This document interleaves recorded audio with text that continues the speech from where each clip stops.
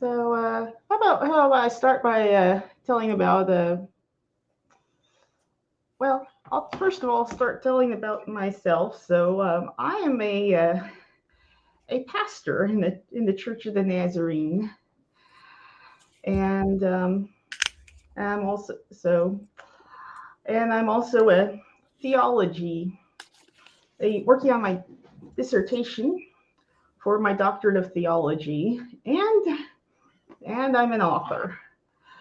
So this book, The Programmed Pastor, it actually, I got the idea from it from a lecture from one of my professors. His name is Dr. Leonard Sweet, and he was talking about how the Christian church at large is just never prepared. And he got to talking about robots and aliens. And so it came out of his talking about robots, this idea of, well, what would happen if a church had a robot pastor? And so my book, The Programmed Pastor, is about a church board that decides to make an android their new pastor.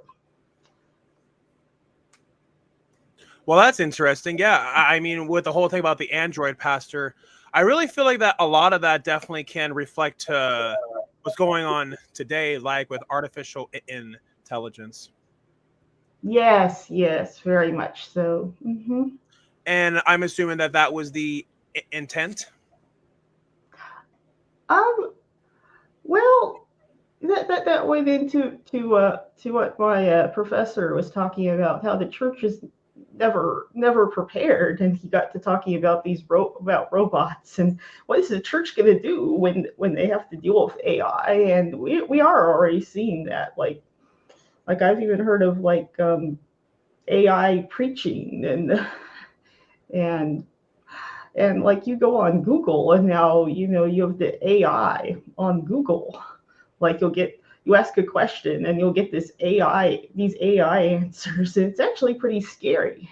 Yeah, and especially considering just like just like how well that it's able to actually sounding like an actual person.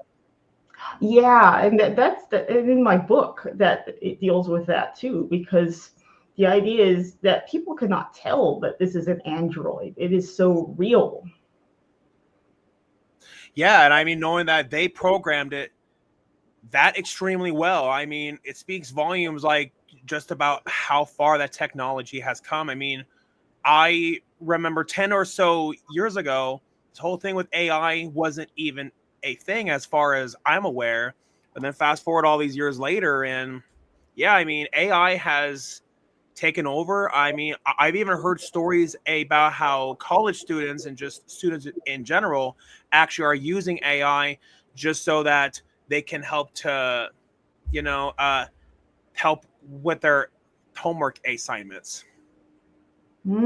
Yeah, yeah. You really could get an AI to write an essay, to write a story, and and it would be interesting to take a to take like a short story written by someone like me or some other writer, and then compare it to like an AI story. What is similar about it? How well does it mimic the human? Yeah, and then there is of course like that really big discussion, like, okay, then where exactly do you draw that line between a machine and a person? Mm. See, for me, and this is dealt with in the book, is that an android could not make moral decisions, and that is something like humans, like we can do that. We can think about a moral decision, like is this moral, and not just like, oh, is this just something logical? Like the AI does not have feelings like we have. They cannot have empathy for people, and so which is something that's really needed for if you're going to be a pastor. Oh, So, definitely, yeah. mhm, yeah. Oh, definitely, yeah. And so, yeah, and I mean, it's definitely a really big topic.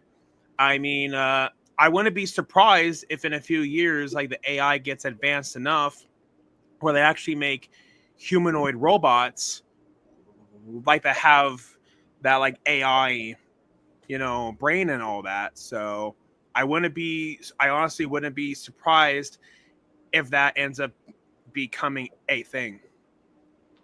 Yeah, and that could get scary in a lot of ways, like what if it gets to the point where we can't tell if somebody's a human or a android or it's you have to look at the nuances, and maybe that goes back to the moral thing, like does this person have moral capabilities, and if they don't, oh, could they be an android? And I mean, there's also that big topic, like if they'll use it for good, if they'll use it for evil. Hmm. I kind of have a feeling that, some AI robots say if it does get to that point, I have the feeling that we probably could see a mixture of them both. We could see what. What I was saying is that, say if those humanoid AI robots becomes a thing, there would be some who would use it for good, and there are some who would Hmm. use it for bad. And I'm just saying that I have a feeling we probably would see a mixture of the both. Oh yeah, and being that human beings are ourselves are fallible. We do good and we do Yep. bad, and so I think sometimes you would have, maybe the intention would even be good, but it would end up evil things happening through it. Yep, exactly. And ironically, in a strange way, now that I think about it more, in a strange way, that actually could make it even more human in a way. So, Well, that's true, but and that's something you can think about with my book, is because you will see the android do good things and bad things, yeah, but it's programmed. So how do you deal with that? Because I don't think that the android could be evil, but it was programmed by humans that have good and evil in them. exactly. Yeah. And so you were saying that your book is a horror book, Hmm. which I mean, I definitely really got to applaud you for being a Christian and writing a horror book, because now it's one of those topics where I feel like that the Bible's silent on it, where it Hmm. doesn't really talk about horror movies or just the horror genre in general, where it's more so something what's open to interpretation about the reader. I mean, the closest that there is that I know of, I forget what verse it's in, but there's a verse like that talks about how people argue about what foods that they should eat, and Mm. and pretty much like what it says, as I know I'm paraphrasing, but it says something like, if it's not an issue of salvation, if it's not affecting their walk, well then in that case you shouldn't, you know, and then you shouldn't make a fuss about it. I mean, ultimately just drop it. And I feel like that horror movies and horror books, just the horror genre in general, I feel like that it falls under that category where, like where there are some Christians who can watch horror movies and not have it affect their faith at all, while there's some who feel very, very strongly against it. I definitely have met a lot of Christians who are very strongly against horror movies and horror books and all that. So yeah, I mean, so I'm just curious, like as to what made you decide you're going to go into the horror genre, and I'm just curious, like as to what your thoughts on the matter are, like about Christians watching horror movies and reading horror books. Well, ultimately, I think horror books and horror movies, they are just a medium. And so I don't think in and of itself is evil or good. I think it can be a productive way to tell a good story, and to even get some sort of good message across. I think some of the some of the old some of the sci-fi movies, and I think there are some that are horror that they seem to want to like get across some sort of message. So a good horror book or horror movie, it could get across some sort of message. It could be, in my case, my book, I see it as a cautionary tale for Christians specifically. That, Okay. we have to be careful how we use technology, and we have to really take stock of ourselves and humble ourselves before God, and really take sin seriously, and really think through our actions. And I thought it was interesting. Someone was talking about how horror movies seem to be the last place in the movies where you can be black and white about bad and good. Do Yep. you think that's true? Oh yeah, certainly so. And yeah, and one of the things that's often praised about with the horror genre is like that the horror genre often is praised like for being a genre like where when you watch it or read it, it really forces you like to confront a lot of these topics, something that people don't want to talk about.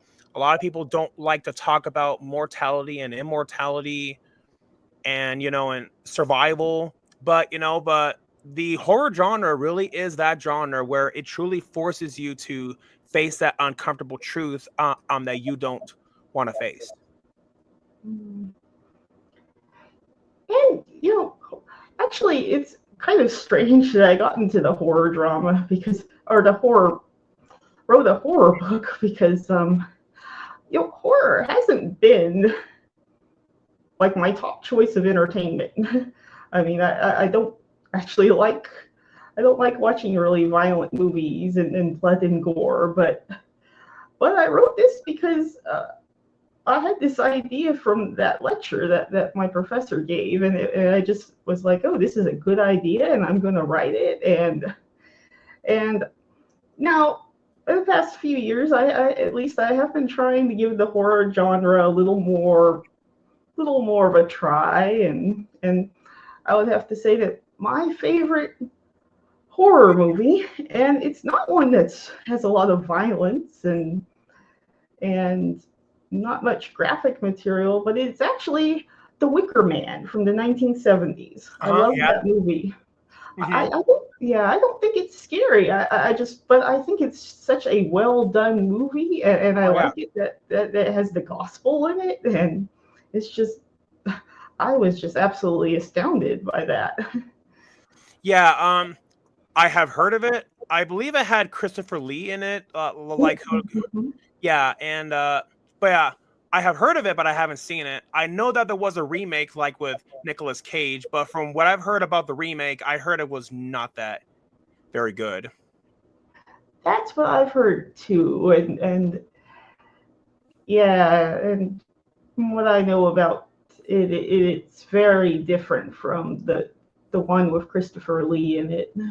That's what I've heard too. Mhm. But yeah, I really recommend that you watch the old Wicker Man. I think you'll love it. It's got beautiful scenery, just really good acting, and it very strangely has a lot of singing in it. Nice, awesome. Well, but yeah, I definitely will be sure to see if it's on Tubi, Roku, or Paramount Plus or anything. And yeah, and I definitely will be sure to check it out. Yeah, I watched it on. It's on Amazon. That's where my husband and I watched it. Nice. Mhm. And so, what did your husband say about it? Oh, well, he agrees that it's a good movie. Nice. Mhm. Well, that's pretty awesome. Have there been any other horror movies that you watched recently? Yeah, there was yeah, I watched this past October. I watched several horror movies, and The Wicker Man was one of them, and another one was Black Christmas, the one from the 70s. Okay. Have you seen that one? Yes, I have, and I also did see the remake, like from like the mid 2000s too. And yeah, Mhm. and yeah, and what were your thoughts on that one? Okay, that one, I thought it was well done, and that one actually, I really did think that was scary. That one, I mean, the idea that someone could be in your house and just go around killing people, picking them off one by one, that's just a scary idea. Oh, it is, yeah. And especially like with the part like where he is on the phone, even with like some of those people. I mean, that just made it even scarier. It was freaky. You're just kind of like, well, one of the things that makes it scary is that like you don't know why he's doing this, and you and also that he doesn't get caught at the end.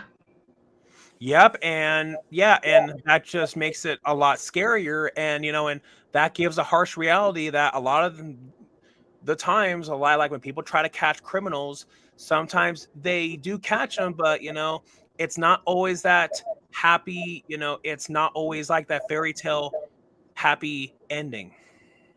Yeah, because I mean, at least in Psycho, they catch the guy at the end. Yep. Yeah. And Psycho also is one that you mentioned, which yeah, and I mean Psycho like has gone on in history to be not only one of the greatest horror movies ever made, but actually one of the greatest movies ever made. Mm, yeah. But I actually, I think I like Black Christmas better. Oh, that's an opinion that I don't hear quite often. I'm just curious, what exactly is it about Black Christmas that you would say is better about than with Psycho? You know, one thing Black Christmas had in it is it had some humor in it. I like that. Just like Margot Kidder's character is really funny. Yeah. So and maybe it's that I like the characters in that. It's got some good characters.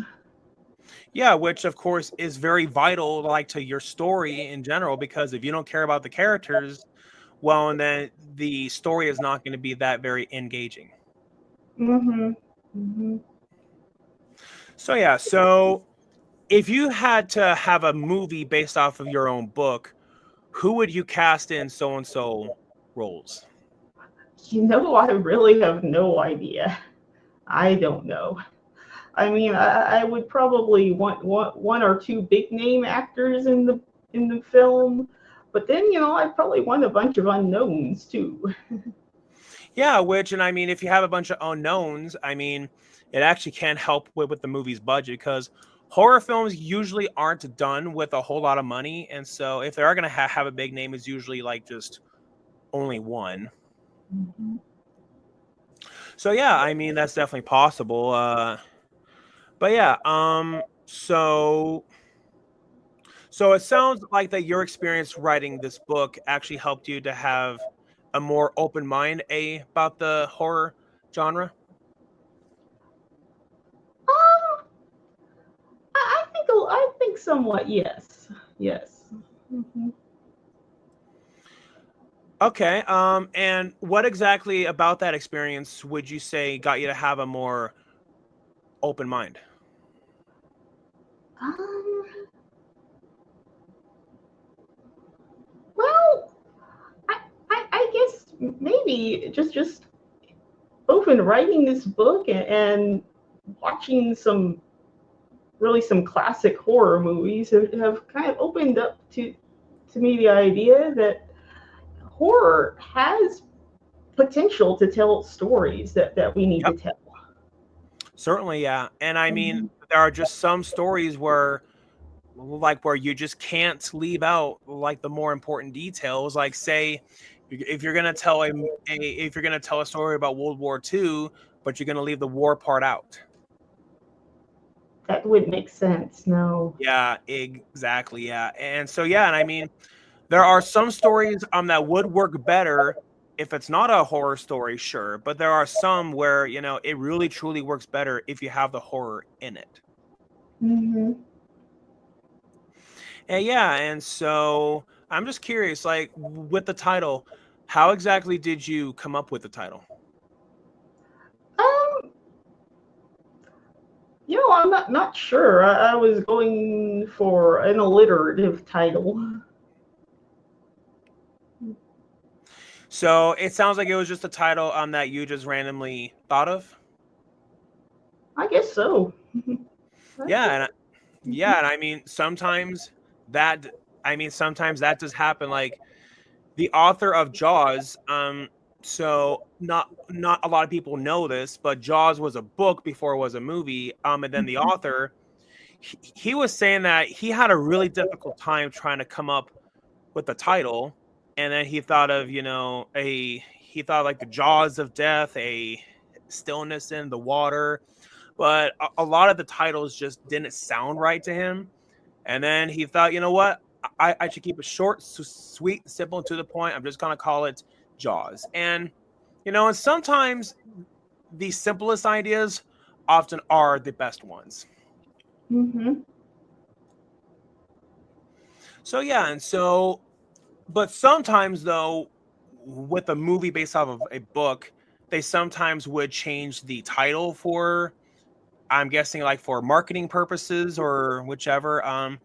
If they were to change the title of your book for argument's sakes into a movie, if you could retitle it, what would you want it to be retitled to? Hmm. Yeah, I really don't know. I don't know. Maybe try to come up with something about the church board. Maybe describe them.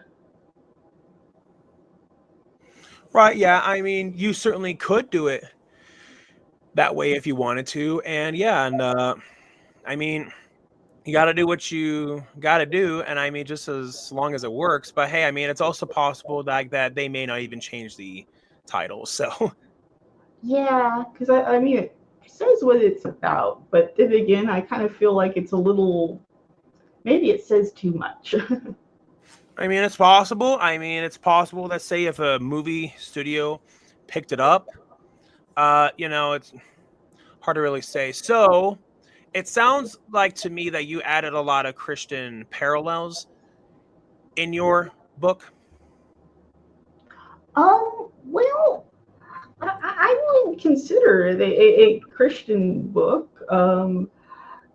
Because its message is really to call out the Christian church, like, look at what some of you are doing. Like, you guys need to think about what you're doing. And so it involves a church board. So, like, the main characters are really the church board, even though the robot's also one of the important characters. But really, I would say the church board are probably the most important characters. Probably more. It's really more about them than the robot, because the robot's just following programming and reacting to what the humans are doing. Yeah, exactly. And I could write a whole novel about so many people I've met, like who've walked away from the faith simply because of their church. And then, yeah. And I mean, I really do think that your message in your book definitely can be a very powerful one. Mm-hmm. Mm-hmm. Yeah. Yeah. Like there are multiple reasons why people would walk away from the faith. But yeah, the church they went to definitely can be one of them. Mm-hmm. Yeah. Unfortunately, I feel like that there are a number of Christians that do not take their faith seriously, and and sometimes I like you're talking about how some Christians want to come down on the horror movies, and there are Christians that want to come down on other things, say like evolution, when maybe they're doing something that's worse in God's eyes. Maybe God doesn't think evolution or horror movies are a big deal, but he thinks these people say gossiping or maybe there's abuse going on in the church and they cover it up and they Yep. protect the abuser instead of the victims. And so I mean, you have to sit down and you have to ask the question, what is God really, what does he really want from us? I think he wants us to love others, and he wants us to be just, and things like that, and do good to others. And I think we get so caught up in other things, like say trying to present a certain image from our church, and so, oh, these things don't fit our image, so we're going to pretend they're not there, or we're going to demonize these certain things even though we're probably doing something worse. Yeah, exactly. And on top of that,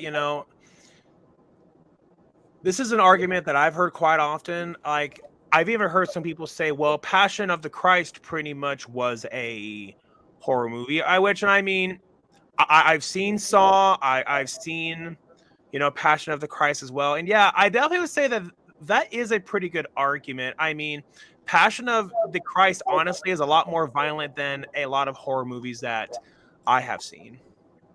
Yeah, actually, that's one movie I don't think I'm ever going to watch, The Passion of the Christ. I've seen pieces of it, but not that much.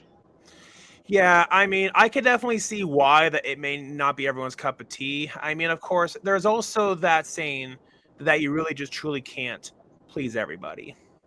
Mm-hmm. And yeah, and I mean, I've even heard a lot of Christians even argue that, yeah, I mean, a lot of the stories in the Bible, pretty much are right out of a horror film. So, Mm. Yeah, there are some pretty scary scenes. Like, I there mean, are. like there's a couple of like there's a scene where these guys show up, and it's in the book of Judges, and they throw out this poor concubine, and she gets raped all night, and then possibly, well, then she gets carried off by her Levite, I guess, sort of husband, and then it's possible that, see, he cuts her in pieces and sends her pieces of her throughout the nation of Israel. Hey, take stock of this. What do you want to do about it? And it's very possible she could have still been alive when he did that to her. Yeah, definitely not something that you're going to hear about at Sunday school with all the kiddies. No. So, Definitely not. but yeah, that's very much like horror movie stuff there. Oh, definitely, yeah. Big time. Yeah. I mean, hearing what you described was a lot more violent than than anything in the original Halloween, and that speaks volumes. Mm. But yeah, definitely. So, was this your first time ever writing a book? I have previously published poetry books. Oh wow! And so in that case, I like for you to go to the horror genre definitely was a really big leap. Yeah, yeah.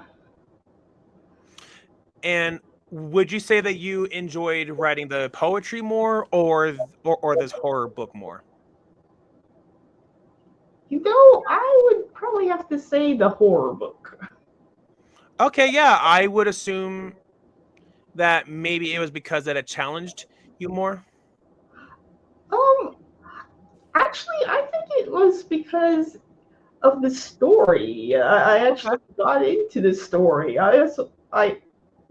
Creating all these characters, and I don't know, maybe this is a little sadistic, but I actually had fun trying to come up with ways for characters to get killed off.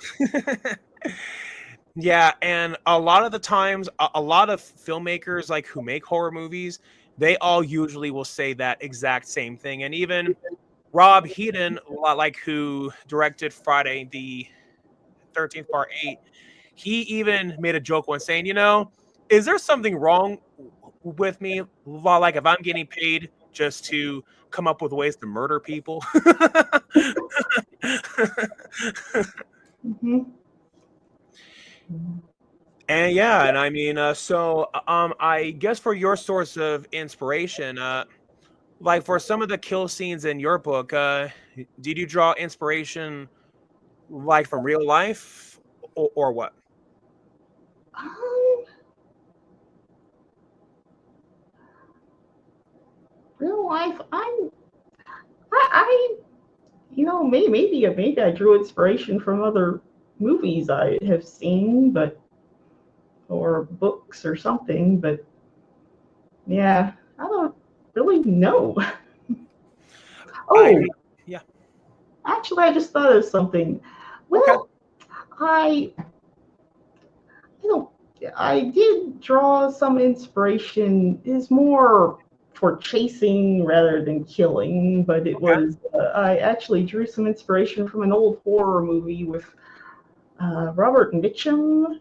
What was it called? It was the one where he was the pastor and he was stalking the kids, and I can't remember the name of it, but there he would go around and he would sing that song leaning leaning mm-hmm. and yeah, I can't think of what the name of it is, but it's a great film, and so there's a part in there where the pastor actually sings a song when he's going after one of the people, but it's not that one. It's actually it is well with my soul.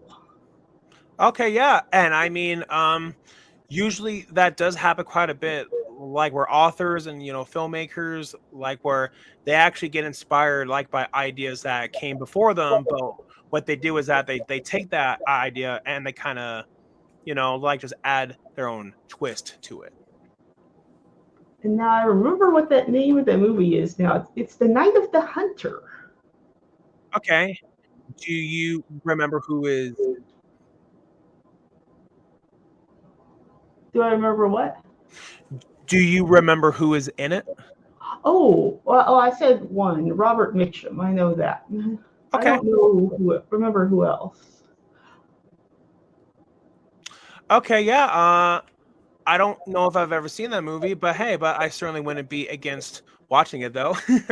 Yeah, it's back from the 50s, and because my parents would have on Turner Classic Movies quite often, and so there were a bunch of old movies that I watched, and that was one of them. Nice. Hmm. Awesome. Yeah, so basically it sounds like that you have a lot of fun. You have like a lot of fun, like for you to go back and watch that movie, like it definitely makes you reflect on all of the past times in your life then. Oh, when I watched that movie. Yeah, yeah. Oh, well, a little bit because it does remind me of like the older days when I was with my parents and watching Turner Classic Movies and there's something too about watching films in black and white. I don't know that there's just something about them. Even when you watch like Psycho and here's this horror movie, and I don't know if it would be as scary in color. Yeah, exactly. And it's funny that you say that because Alfred Hitchcock actually said that that's why that he made the movie, you know, that way. It's because that he felt like it would look a lot scarier if it is in black and white. And yeah, there definitely are some movies where they really truly do work better in that format. Like I feel like especially within the horror genre, I really feel like that it actually can make it even scarier Mm. since that for a lot of those colors you would then like have to fill in a lot of those factors that you just don't have. Mhm. Mhm. But yeah, I mean maybe for some other genres it could work in black and white, but yeah, in my opinion I really feel like that it really works for the horror genre though. Mhm. Mhm. So yeah, so for anybody who's going to read your book, what would you say that the reader should anticipate? Um, I think that the reader should anticipate having to think about. certain like important questions like how do we use AI and also like if they have a Christian background, how does the church use technology, and is it good or bad? Where is the church failing in their mission? Because that definitely in this book that this church this church board is failing their mission to get out the gospel. They're not focused on where they need to be. They want to please the congregation, which is also itself a problem. I think Yep. another aspect of this is definitely dealing with like what are the consequences of trying to please people? Can it actually be destructive? Oh yeah, certainly. And I feel like that issue definitely can resonate with a lot of people because I met so many people like who have a hard time being true to themselves and and trying to please all these other people. But from what I've learned in my own experience, when you try to be a people pleaser, it's only going to hurt you. Mm. Since you really truly just can't please everybody. You really truly can't. Mm-mm. So I think there's a lot of things in this book that I think the idea is that I want people to really think about all the issues in this book, and I think everybody is going to get something different out of it. Oh yeah, certainly, which makes sense, since that not everybody has the same values and all that. So yeah, I mean it definitely would make sense.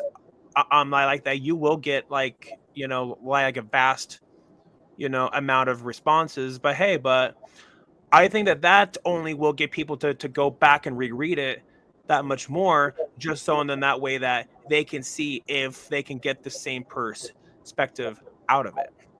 Hmm. Hmm.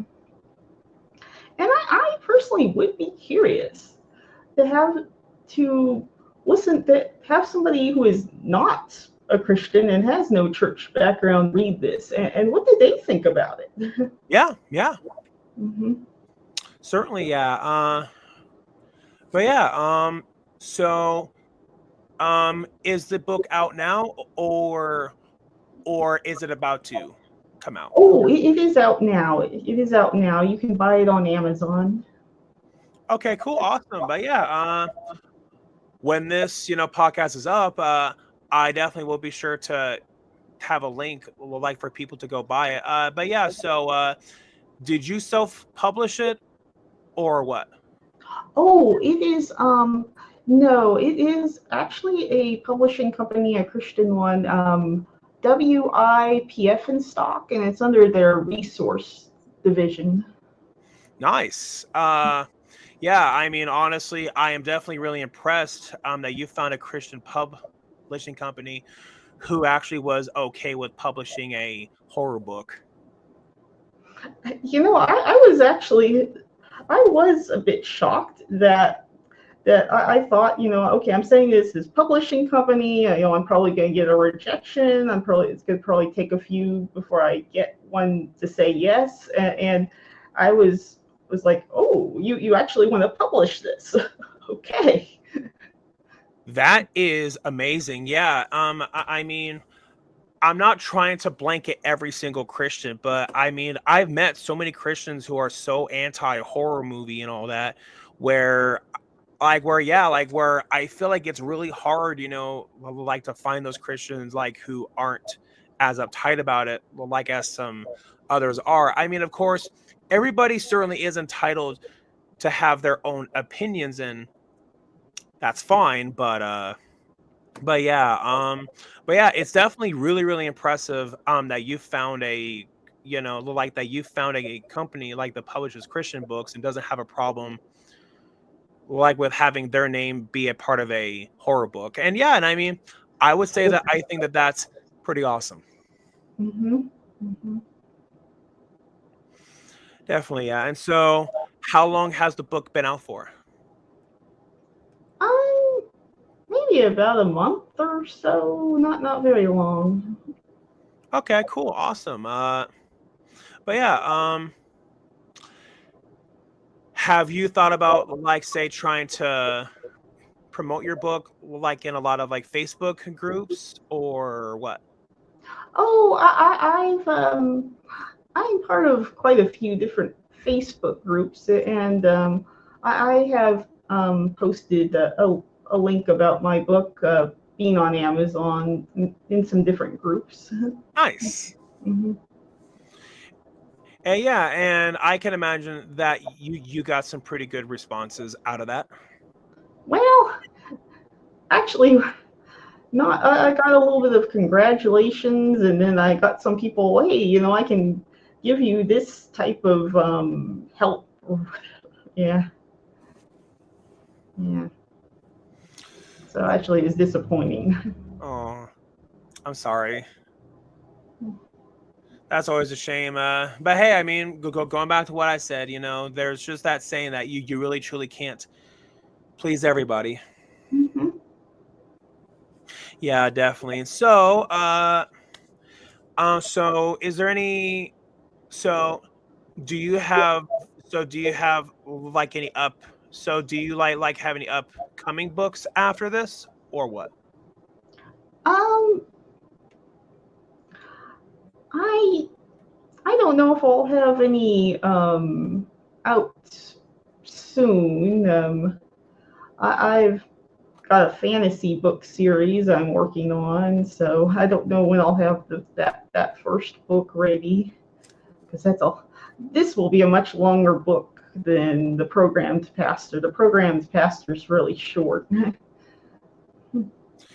And the program's pastor, that book is how long? Oh, it's only 65 pages. Oh wow, that's definitely a lot shorter than what I thought. But yeah, I mean, there are some books that are like thousands of pages long, and I'm like, that would take a lot of time and effort to get through a book that's l- that's that long. But I'm assuming that your fantasy book isn't going to be that long though. Um, Actually, I think it's going to be very long, and I'm going to need to know, gonna have to figure out all what to do about that. Okay, well, I mean, of course, I'm not trying to discourage you, but I definitely wish you the best of luck on all that. Hmm. Hmm. Thank you. Yeah, yeah, yeah. Certainly, of course. And yeah, and I mean, since that the original It book actually was thousands of pages long, and that certainly hasn't prevented people from buying it. I mean, since that hasn't prevented people from buying that book, that's super long, there shouldn't be a reason like for people to not buy yours if it's going to be around that long too. So, Well, and sometimes the publishers will say something about that. It's like when J.R. Tolkien sent, gave his Lord of the Rings book to his publishers. That he wasn't thrilled about the idea, but they wanted to split it into 3 books. yeah, and I mean, I can see why, and I mean, that's also the same thing that happened with like the Hobbit movies too, because to have them all in one movie would be way, way too long of a movie, and so yeah, and so usually they'll say, I like to have it be in separate parts. I mean, you got to do what you got to do, right? Hmm. Yeah, and I mean, but also there also are some times like where they'll say that they want you to add more. Mm. There's also that, yeah. There's also that too. I mean, it could be for a lot of reasons. I mean, marketing purposes, or it could be because they feel like it's too short. I mean, there really definitely could be a lot of reasons to it. Yeah, one things I've wondered about is if I have somebody that wants to make a movie of my book, if they'll be like, okay, we want you to write another scene for it. It needs to be longer. I could see that. I mean, especially with a lot of the movies based off of Dr. Seuss books. I Mm. mean, those books are way too short to have it, be a feature length movie. So yeah, a lot of times they definitely will add a lot more to it. So it's definitely possible that if they turn your book into a movie. I mean, I can see that happening if it's 65 pages. Mm-hmm. So if you could have any big name movie director helmet, like say James Cameron or Spielberg or anybody, who would you want to helmet? Well, I would be okay with Spielberg. Spielberg would be okay. Um, maybe I can't think of his name right now. Maybe also another person that would be good would be the director that did The Exorcism of Emily Rose. Yep, him. Hmm. It's like I know who it is. It's just their name escapes me off the top of my head. And what I think will be really funny is that after we get done doing this interview, I will laugh so hard if once we wrap it up, I finally will recall what their name is. Yeah, I actually have never seen any of his movies. I really need to watch The Exorcism of Emily Rose. I might find that interesting. Yeah, and I mean, I see that movie quite often over at the pawn shop. I mean, of course, I know that we don't live in the same area, but I feel like that's a common movie that they can find at a pawn shop, though. Hmm. So yeah, I mean, it's possible you can find it on there, Tubi, Amazon, maybe. But yeah, I'm sure that if you really went searching for it, that you probably could find it. But yeah, Spielberg, I believe he did do a movie once about artificial intelligence. I don't know how true that is, but if it is true, you know, I would say that it's a full circle thing. Hmm. Definitely, yeah. So yeah, so I believe that's all that we got. But yeah, I definitely really want to thank you for taking your time out of your day to be here today. But yeah, is there anything else that you're wanting to share, like about your book? Um, yeah, I don't think there's anything else. I just like to show this, and I'll send you the link off of Amazon through Messenger, so you can have that. Okay, awesome. I really certainly do appreciate it. Hmm. Yeah, yeah, my publisher they designed this cover for me, so I mean Nice. it's pretty cool cover. Oh, definitely, yeah. And it's funny because I actually was just about to ask you who was the one who made that. So, Hmm. alrighty. Well, thank you so much for being here, and I hope you have a fantastic rest of your day. Oh, thank you for having me on here, Erica. It's been great to meet you. Oh yeah, certainly. You as well. All right. You have a fantastic day. You too. Alrighty. Bye.